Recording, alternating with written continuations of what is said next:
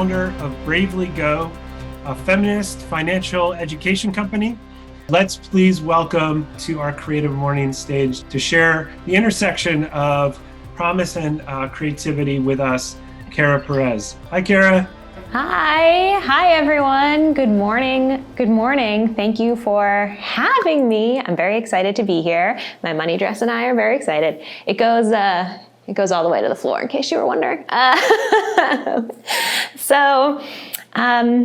Thank you for having me here. I wanted to start off with a question. We're going to be a little interactive today. So if you could just tell me, kind of close your eyes, take a deep breath, think about your money right now, and just how do you feel about it? If you could sum it up in one word, just how does your money make you feel? And this is a safe space. All answers are good answers. So yeah, we've got lucky, we've got hopeful, we've got nervous, stressed, anxious, uncertain.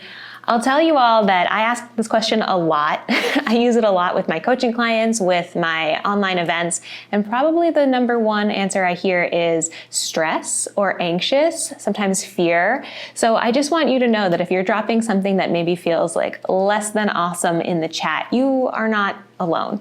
And this is a question that I used to ask myself a lot. I still ask myself this question a lot because I think it's good to get in touch with your money emotions.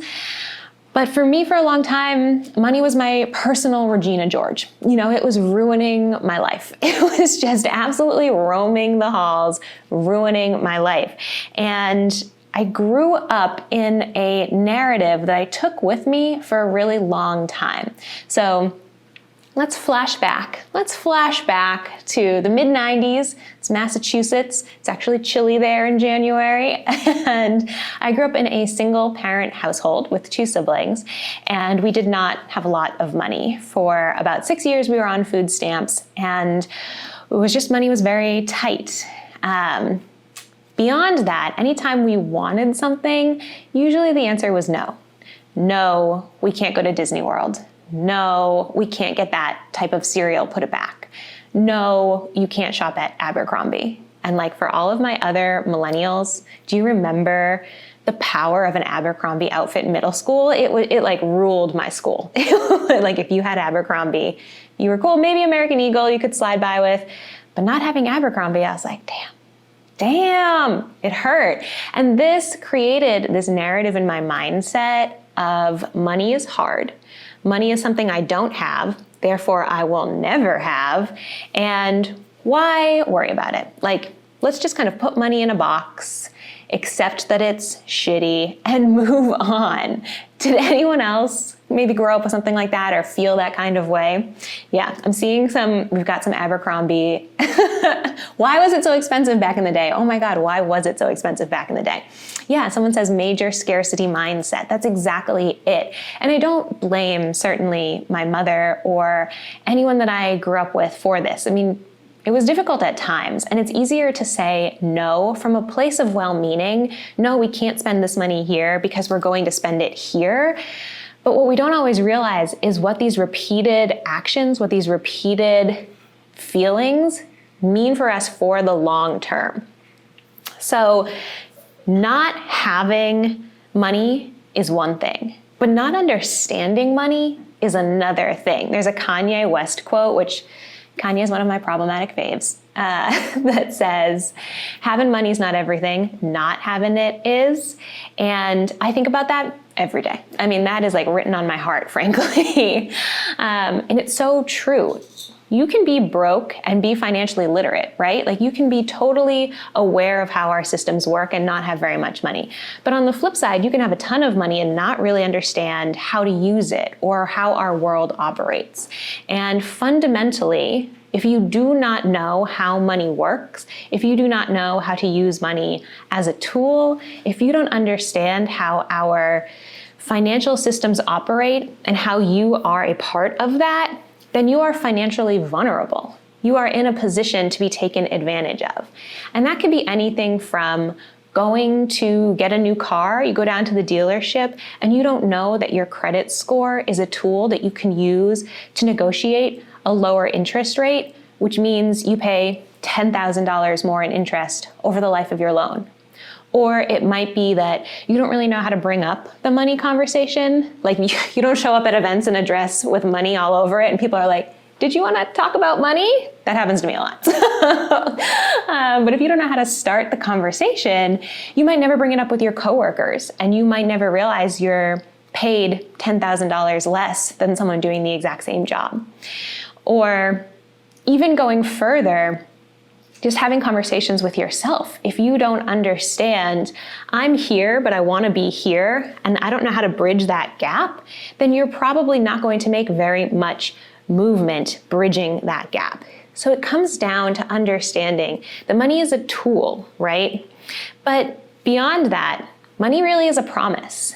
And it's a promise for all of us to be able to change our lives, to be able to do better or different. I don't like to put this is good, this is bad stuff on people because we all have different backgrounds.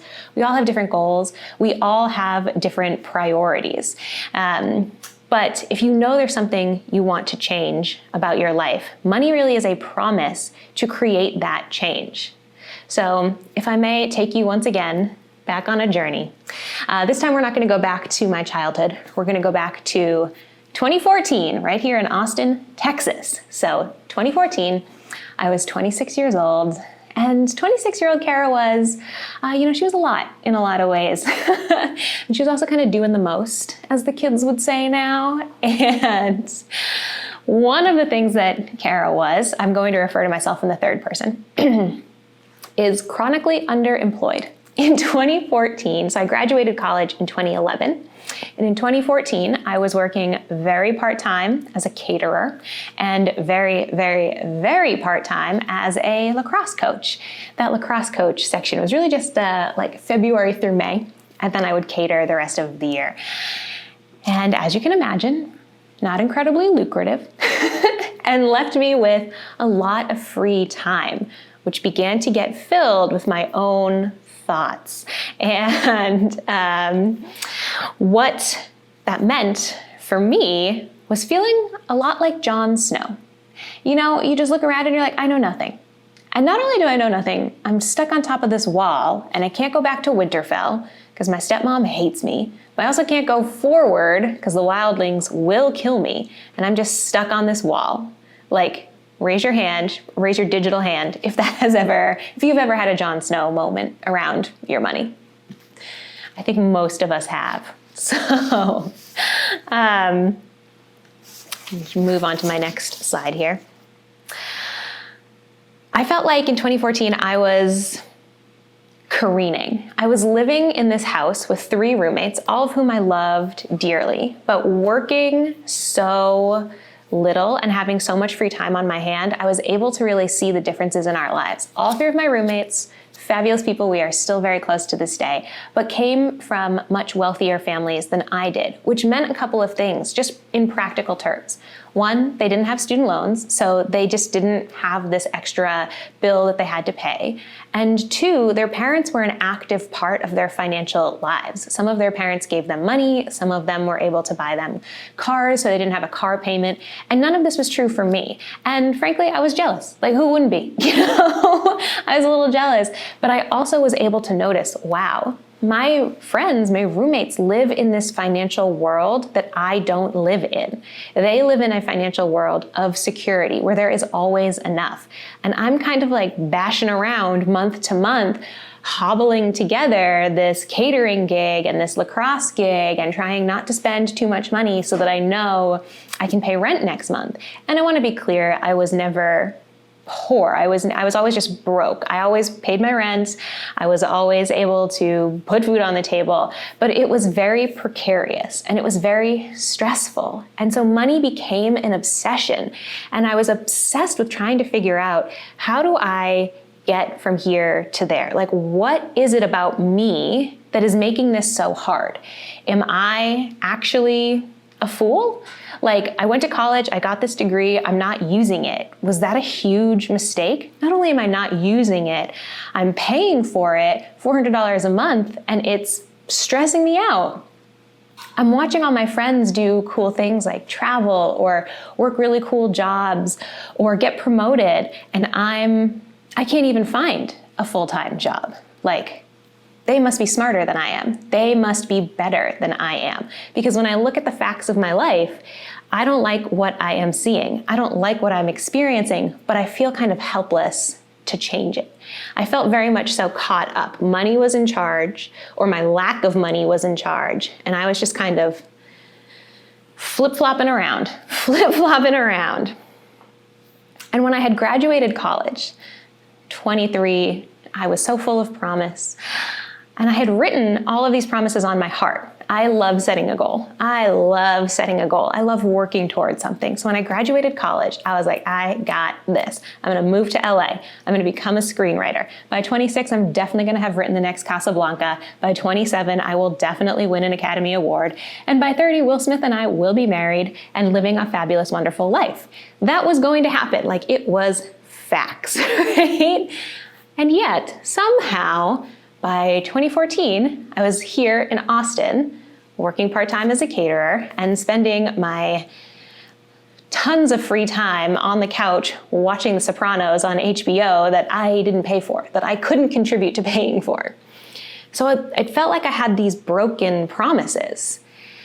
And I started to ask myself, your life sucks. Is there anything that could suck less? Because here's the thing. Life, people, money, absolutely nothing about all three of those things is permanent. Those are endlessly flexible, which on the one hand can feel overwhelming, can be a little scary, but on the other hand, wildly freeing, right? If you know absolutely everything in your life is capable of change, then absolutely everything in your life is capable of change. So while it felt like I'm stupid and I'm broke, I realized if everything's flexible, then maybe I'm not stupid and maybe I'm not broke. And what I would like to share is that this realization came as I was crying in a Target in South Austin.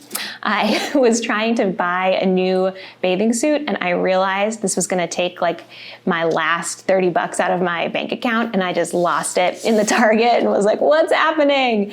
And I didn't buy the bathing suit. I went home and was like, I have to get it together. Like, I have to create some sort of change in my life, and I can, because my life is flexible. My life is changeable.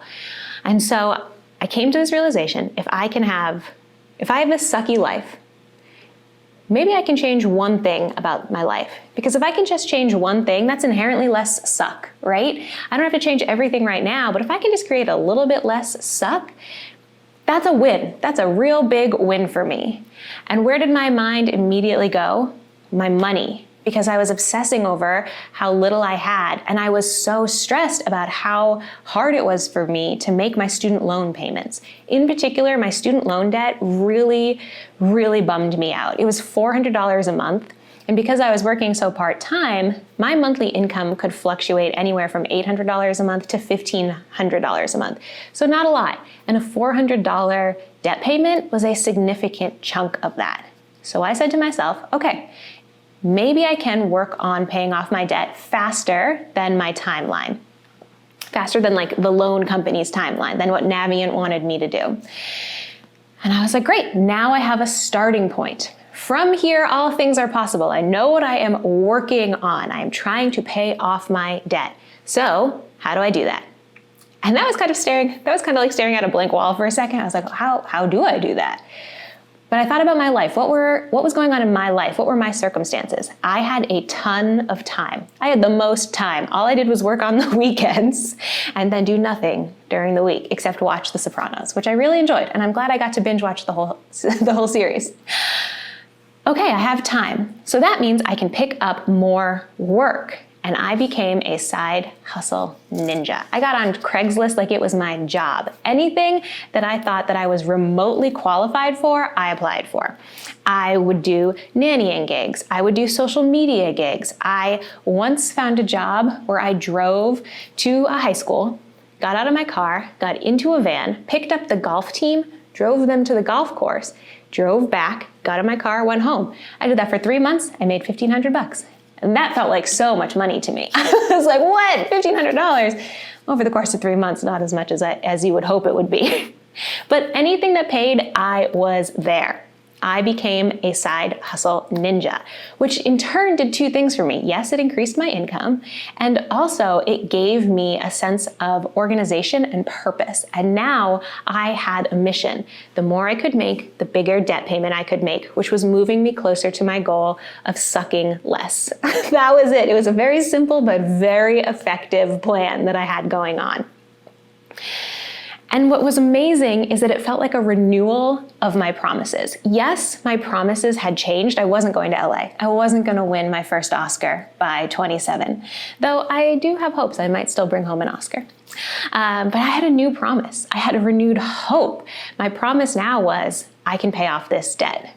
And I was making strides towards it every single day. And it felt amazing. It felt empowering. And what's more is it kicked off this passion for finance that little old English major never knew she would ever have. And I started blogging. I was like looking around the world of personal finance, reading all these blogs, reading all these books, and really not seeing myself reflected back. Let's remember, I'm 26. I'm single. I have a new boyfriend, but we're not like living together. We're not sharing money. So I'm financially single. I'm working 5 different part-time jobs. I'm bringing home about $18K a year, and I have $18K in student loan debt.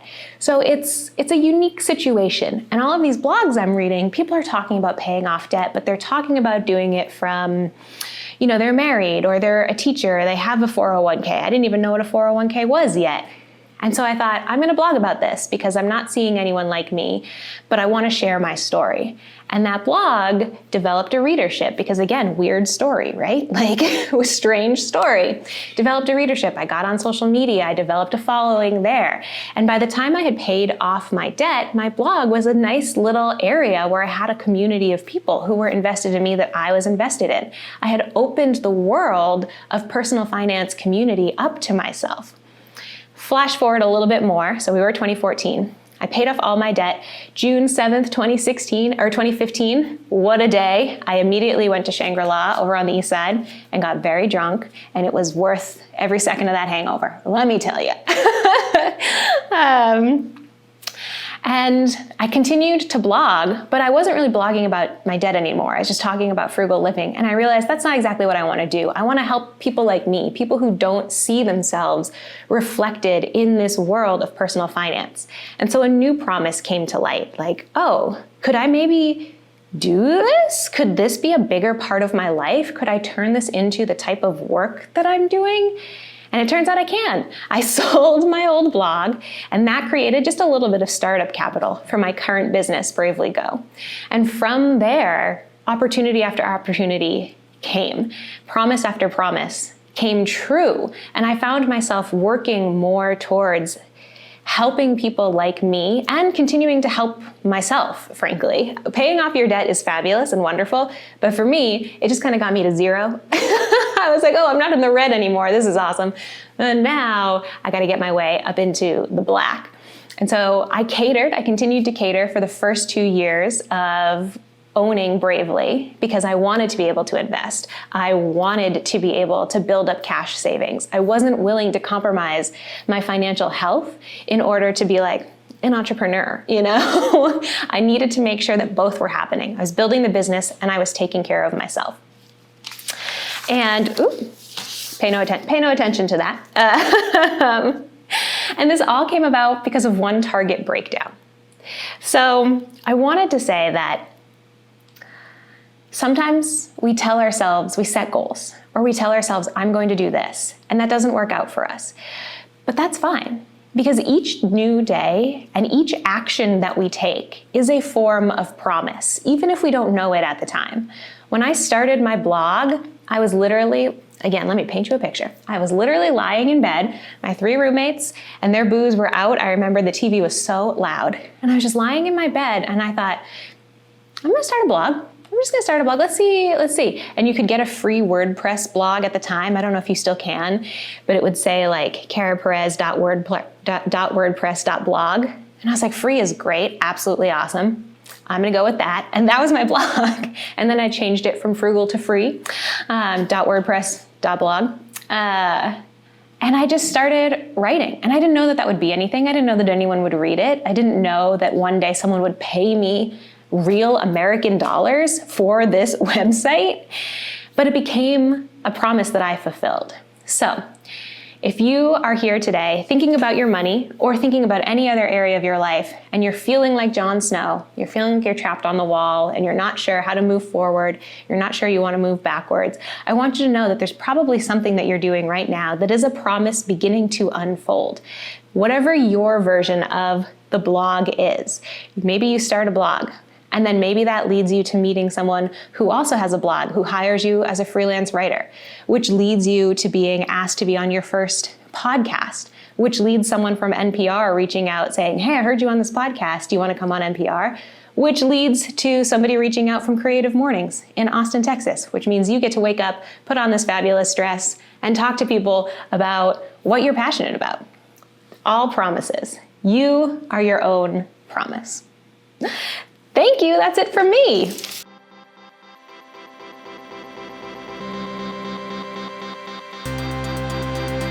We're going to spend some time asking you questions. So start thinking if that prompted some questions for you. I think the first one you might want to answer in the chat is, who should people think of as the White Walkers in your analogy? Is that credit card companies? Is that big business?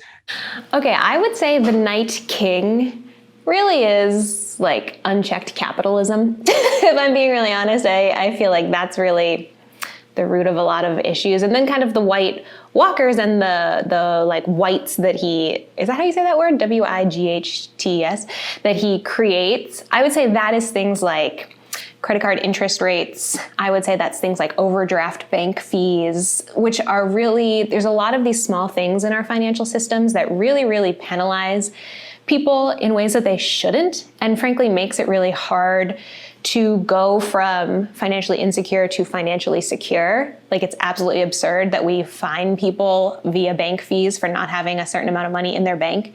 It's because they're using their money for things. So that's kind of what I see as like the big bad in our system. Ruchi asks, do you think there's any relationship between your finances and your childhood beliefs about money? Yeah, I definitely think there was a lot of overlap. I've done a lot of growth. I've done a lot of just my own life circumstances have changed, which have opened me to new ways of thinking and ways of viewing money. I would say though, basically from 0 to 25, my childhood, how my mom talked about money, how I saw her spending money or dealing with money, formed my financial worldview. And then going to college, meeting people from different backgrounds, broadening my horizons, to use kind of a cliche term, taught me that there are other people using money in different ways. And then I would say being an adult, like living on my own, living in Austin, which is very different from where I grew up, has taught me even more so that like there's no one correct way to do money, and that, like I said, really at any moment you can pivot and change, and that includes around how you think and feel about money. So I would say now, in the last even just 2 years, my feelings and my approach to money has changed a lot all over again. I think we have another question from Rebecca. Thank you for raising your hand, Rebecca. And we're going to try to put you on spotlight, and you're off mute. Go ahead. Hey, thanks so much for sharing this, Kara. For somebody who is coming from a place where, first of all, you don't talk about money when you're younger, and then you learn to not just like ignore it, but to almost scoff at it. Like, that's not something I need to be happy. That's, almost evil. Like, you just kind of scorn money almost as a reaction to, the trauma of not like having enough when you're younger. Now, I'm sure like a lot of people in this room, as an adult, I'm getting to a place where like I actually have some, but I still have this attitude towards it. And I feel like there's this like toxic relationship, and I'm not sure what is the first step, would you say, to getting past that unhealthy attitude toward money to a place where you're actually looking at it honestly and also developing good feelings toward it? Like, where do you begin? Such a wonderful question, and such a fabulous journey that you can really go on answering this question. I think the first thing to realize is that money is just numbers on a screen or metal or paper and linen. Like, money does not feel any type of way about you because it can't. It's an inanimate object, right? Money is just something that we as people have created and assigned a literal value to, as well as a social value to. And so again, that's incredibly flexible. Like, we could all wake up tomorrow and decide we don't want to do money anymore. Or we could decide we want to go back to bartering and trading, right? So money is not something that has any power or control over you in and of itself. It's all of this social contract that we have with the money. I think just having that first step can release a lot of fear, release a lot of tension, release a lot of resentment towards money, to just say, you know what, money is just paper. And then as you're growing and changing, and as your financial situation, like as you're earning more, if you have a narrative in your head that like money is evil, money is bad, I certainly relate to that. But what I think is important is to ask where that feeling is coming from. Is that because people I admire say things like money is bad? Is that because I see people hoarding their wealth? Like, I keep reading these articles about how Jeff Bezos is going to become a trillionaire, and I think that's messed up. Like, where are these negative feelings about money coming from? Because once we understand that, we can say in our own lives, like, actually, for me to live in Austin, Texas, which is one of the fastest growing cities, our cost of living is going up day after day. I have healthcare needs, I have children, whatever it is, to say like, actually earning, $150,000 for me is just like allowing me to live a safe life. It's not me hoarding wealth. It's not me being a weirdo. It's not me whatever, like I'm not actually contributing to that negative narrative that I feel. But you have to identify where that negative narrative is coming from before you can say, actually, here's how I'm currently relating to money. Here's how I am feeding into that narrative, or here's why I do want to continue believing that. And here's why I don't want to believe that, because I'm actually not doing those things that I think of as negative. That was a big flip for me, especially as my income has gone up and I have more money to handle. Something that I believe really strongly in, and this is just me, I'm not saying this is like all money experts, is viewing money as a way to help myself and others. And so sometimes that means donating a lot of money, or sometimes that means investing in my now I have a solo 401k, very cool. Sometimes that means like prioritizing that, because I know I'm going to need that money in 30 years. So I hope that's helpful. That's really helpful. Thank you. Mm-hmm. I want to just second the fact that money has no feelings. That's one thing I've learned in my lifetime that has helped me. You can get mad at money and like yell at it, and it just sits there. It's really frustrating because you're like, why aren't you feeling what I'm feeling? Yes. Okay. So thank you for that question, Rebecca. We have one from Carrie M, who asks, what advice do you have for coming into alignment with money conversations in a long-term relationship, like a marriage or a partnership? Oh my gosh, I love this question because I've been with my partner now, so my boo from 2014. So we will have been together almost 7 years, and he hates talking about money. He hates it. He hates it so much. And for a long time, it was like a fight. He doesn't really fight because he's like a shy introvert. He doesn't yell, but he would just kind of like shut down, not engage, which nothing worse for the extrovert that I am to have someone just not respond to me. So he absolutely hated it, and he still hates it, but less. He hates it much less. So when you're coming from these totally opposite places, you have to know, first of all, how do we best communicate? Like, how do my partner and I best communicate? Is it when we're going for a hike? Is it when we sit down and we have the data and we have the numbers? And also, how do I know my partner is going to hear me? So a mistake that I made for years is I would just like ambush my partner. We'd be like sitting at the dinner table and I'd be like, so what's your debt payoff plan? Because he had student loans too. And he'd be like, we are eating dinner. Like, what is happening? So instead of doing that, I started asking him, hey, I'd like to talk about money sometime this week. When do you have time? So that way he would know on Thursday, we're going to talk about money instead of just being surprised by it. So that was a good way for us. I realized we don't communicate well when I ambush him, but we communicate well when we have a set time. I also realized for my partner, he needs things one at a time. He doesn't want to sit down and talk about his debt and our investments we still don't share money. His debt, his investments, his plans for the future, his career, like it's too much. So instead, we picked one to three things to talk about. Like, let's talk about the debt, let's talk about the grocery bill, let's talk about if we need Netflix still. And that was it. And as we got better at the communications, now we have a monthly money date. It's on the calendar every single month. It takes us like 20 minutes to go through everything. We have a joint spreadsheet. And so over the last 3 years, it's gone from, oh, I hate this, to, okay, yeah, let's do this. And it's painless because it's only 30 minutes. We have the same set questions. We have the data, and then we move on. I also think it can be nice to pair with perhaps a nice beer, nice glass of wine, anything. Put on your favorite Beyonce, something to make the act itself enjoyable. Yeah, I think now you're speaking my love language.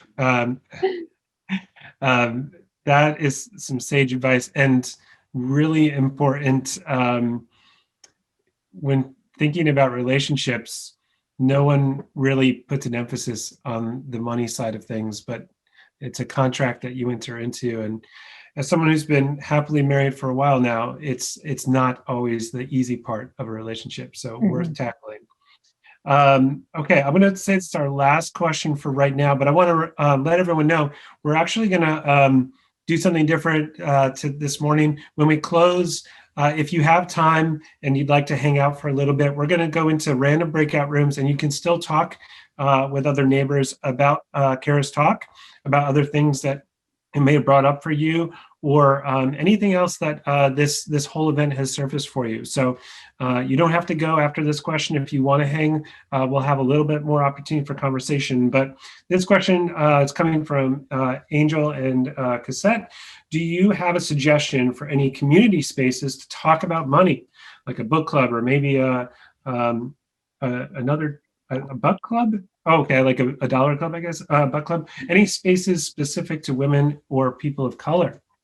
Well, I will plug my own Facebook group, which maybe I can drop in the Creative Mornings profile, my profile later. But if you go on Facebook, it's the Financial Feminist Summit is the name of the Facebook group. It's private, but it's searchable, so you just have to apply to be in. And we accept all people. That's not specific to just women, but we do have guidelines, and I think anyone can be a feminist, so you don't have to be a lady to be in there, but I will boot you if you break the rules, no problem. And then in terms of other types of community, there are a billion people talking about money on Instagram from all sorts of different perspectives, like first-gen kids, single moms, debt-free, trying to become a millionaire, all sorts of things. So if you slide onto Instagram, you can see who I'm following. My Instagram handle is We Bravely Go. And there's a bunch of people that I follow who have a bunch of different narratives. I don't follow Dave Ramsey. I'm just gonna put that out there. I'm not a Dave fan. But I try to follow people who are speaking about money in a real way and to different communities. So that can be a great jumping off point. And I know some of them have also Facebook groups or paid memberships that you get to be a part of. So that's it. That's awesome. I love the fact that just following you on Instagram is the route to more goodness. Thank you for making that easy. Okay, so we're going to, let me just pause for a second and say thank you again, Kara, for showing up and sharing your promise with us today. It was wonderful to have you on our virtual stage. And I don't know if everyone knows this, but she gets to sign the podium now and join the ranks of all of our other presenters. So please do that before you and Marty leave VUCA today.